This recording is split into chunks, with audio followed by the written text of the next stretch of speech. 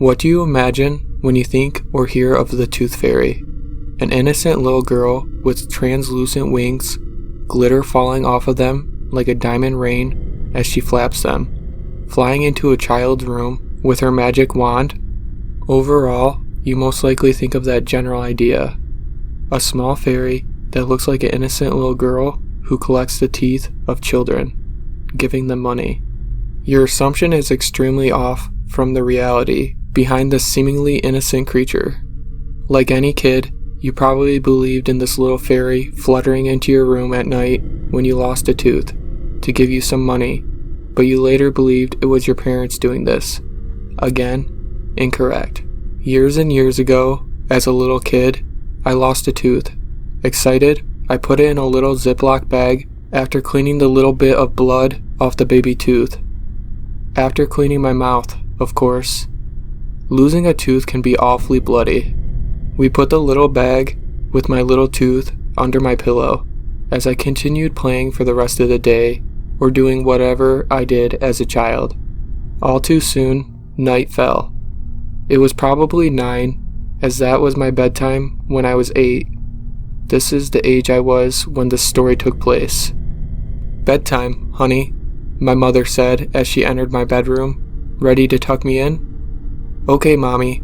I skipped off to go brush my teeth and change into my pajamas, excited to get money from the Tooth Fairy. I speed walked back to my room, smiling as I entered, Mom sitting on my bed. "Good night, dear," she said, tucking me into my bed and giving me a kiss on my forehead. "Good night, Mommy." However, tonight, my plan was different. It was a weekend, so what was the harm in staying up late to see the Tooth Fairy? Nothing could go wrong, right? Oh, how I was wrong. I laid in bed, excited to see the Tooth Fairy for the first time. I thought no one else at school would have seen the Tooth Fairy, so I thought I'd be the cool kid for the rest of the year. What felt like hours passed. I glanced at a nearby clock, trying to comprehend what the clock said with my terrible eyesight. It looked like it said 1:13, although that could be wrong. She must be coming soon, I whispered to myself, excited to see the Tooth Fairy. Sure enough, I was right. I laid in bed, pretending to sleep, but still keeping one eye open. What felt like 10 minutes later, something slightly opened the window in my bedroom and fluttered in. I wasn't expecting to see whatever it was that flew in though. All black, a small tattered dress, glowing red eyes, long but thin and unhealthy looking hair. Worst of all, her teeth. Her teeth were as white as snow that just fell on the ground, sharp as a dagger. Her smile making my young self feel uneasy. She looked around as if to see if someone or something was there and then creeped beside my bed. I shut my eyes tight, not wanting to see that creature close up. However, curiosity got the best of me.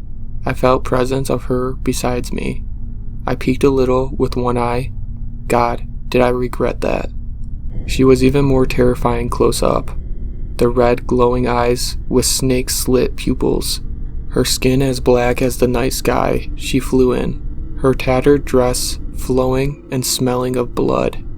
Her wings looked as if there was blood dripping off of them. At least some liquid. I shut my eyes quickly. She reached under my pillow carefully, grabbing my tooth, and fluttered back out the window quickly, closing it behind her. I laid in bed, too frightened to move or go to sleep. What felt like days passed, but I glanced at the clock, which looked to have said 3:07. My mother walked in.